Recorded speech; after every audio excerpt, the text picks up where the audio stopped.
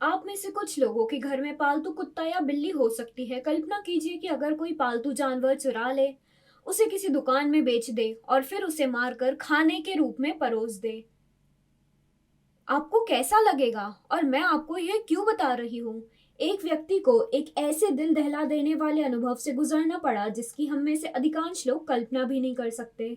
जैसे ही यह खबर वायरल हुई, दुनिया भर के लोग स्तब्ध, क्रोधित और दुखी हो गए। च्यूटो नाम का एक कुत्ता काले और सफेद रंग का था और बहुत लोकप्रिय हो गया था, जिसके इंस्टाग्राम पर 15 लाख से अधिक फॉलोअर्स थे। च्यूटो और गो नाम एक चीनी ट्रैवल व्लॉगर का पालतू कुत्ता था जो अक्सर अपने कुत्ते के साथ यात्रा के वीडियो साझा करता था। उस कुत्ते को बहुत प्यार करते थे। फिर एक दिल दहला देने वाली घटना घटी। आइए मैं आपको उसके बारे में बताती हूँ। 2018 में गो ने च्यूटो को एक सड़क विक्रेता से खरीदा था, जब वह कुत्ता केवल 3 महीने का था। उन्होंने कुत्ते को 2000 चीनी युआन में खरीदा, जो भारतीय रुपए में लगभग 28,000 रुपए के बराबर है। अगले 8 वर्षों में गो और चुटो ने पूरे चीन की यात्रा की और अपने रोमांचक अनुभवों को ऑनलाइन साझा किया। लोगों को वो वीडियो बहुत पसंद आया और च्यूटो मशहूर हो गया। मई 2026 में गो ने अकेली जॉर्जिया की यात्रा की। हालांकि यात्रा का कारण अज्ञात है।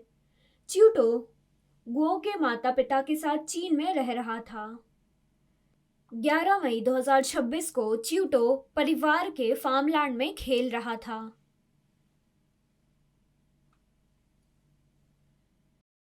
गो के पिता ने देखा कि च्यूटो लापता हो गया है।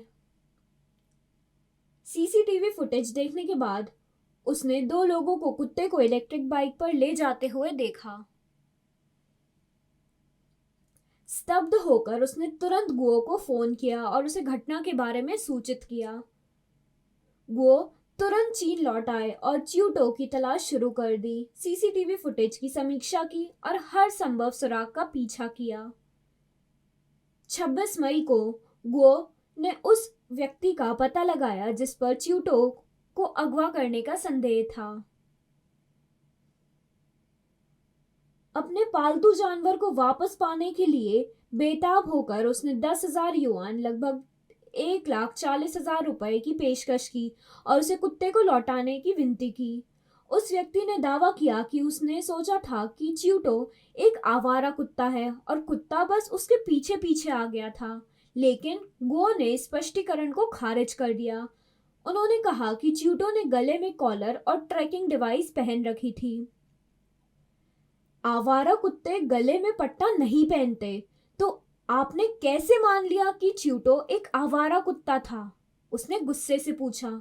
इसके बाद उस व्यक्ति ने दावा किया कि च्यूटो को मात्र 180 युआन, लगभग 2,500 रुपए में कुत्ते के मांस के रेस्टोरेंट को बेच दिया गया था और उसका वध भी हो चुका था।